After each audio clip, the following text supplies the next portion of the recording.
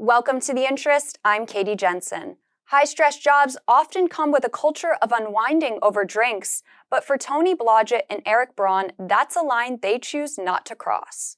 Whether you're networking, closing on a loan, or just surviving the day, Blodgett, the Executive Vice President of National Sales at New American Funding, and Eric Braun, Vice President of Growth at Interstate Home Loans, reflect on their experience navigating the mortgage industry without alcohol. Stay tuned. We'll be right back in just a moment. We all dream of owning a home, but outdated systems and unfair practices often hurt you.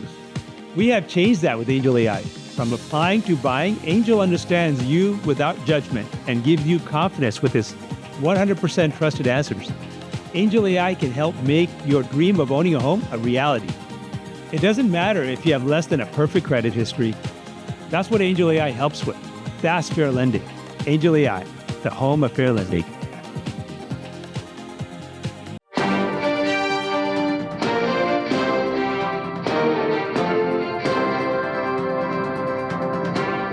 People that are in sales professions, again, I don't have statistics, but I feel like there's a culture around drinking. And I think it has to do with there's so much networking involved in our industry, right? Alcohol is that kind of social lubrication that makes networking events a little bit more, social for a lot of people. Blodgett, now in his 40s, took a sober approach in 2019 after a 75-day transformation challenge led him to discover unexpected benefits. Man, I wake up with so much more energy. I'm so much clearer in my mind. There was times, where I look back at events I was at, I'm like, man, did I have, too many drinks at that event? Did I leave there feeling like I had, represented myself the best way that I could? And I think the answer is clearly no. During the pandemic, Blodgett noticed the impact of his choice as others turned more to drinking to cope. I was sober, and a lot of people actually started accelerating their drinking during COVID. And I don't know the stats on that, but I've certainly heard that anecdotally. And for me, there was a lot going on in the mortgage industry at the time. I mean, especially in March, rates were, kind of all over the place. There was a lot of uncertainty as to what was going to happen. And I was on point, I was feeling my sharpest. I was able to communicate with my team. I really felt like it gave me an advantage during a really challenging time in the market. Eric Braun, Vice President of Growth at Interstate Home Loans, started his sobriety journey much earlier. At 20, he decided to leave drinking behind and found renewed purpose through service. People are like, oh, you're so young. Will you have a drink when you're older? Or, do you think you'll ever drink again? And there's no way to answer that other than, one day at a time. I'm just not going to drink today.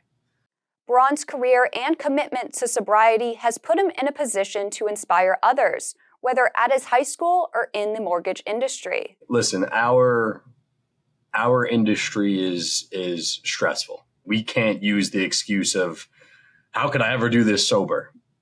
How can I deal with borrowers and realtors and everybody without having a drink at night? Like, everybody does it. It's accepted.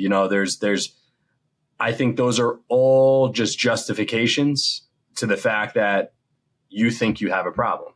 Both Blodgett and Braun acknowledge the demands of a high-stress industry. They maintain that success is achievable and perhaps even enhanced by staying clear-minded. You are who you are, regardless of, the alcohol. So I think that what the alcohol can do is lower inhibitions. So it might make you a little more willing to go up and talk to someone that you might otherwise not talk to. When you go to a networking event, and make sure that you get out of it what you want. And you can absolutely accomplish that through mindset and training and preparedness without having to rely on the alcohol to give you that courage. I'm definitely not a monk by any means. I don't ever want to portray that image where I'm just some super disciplined, like I wake up at 4:30 a.m. I do meditation.